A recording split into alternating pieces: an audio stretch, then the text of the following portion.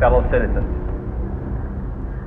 We observe today, symbolizing an end as well as a beginning, signifying renewal as well as change.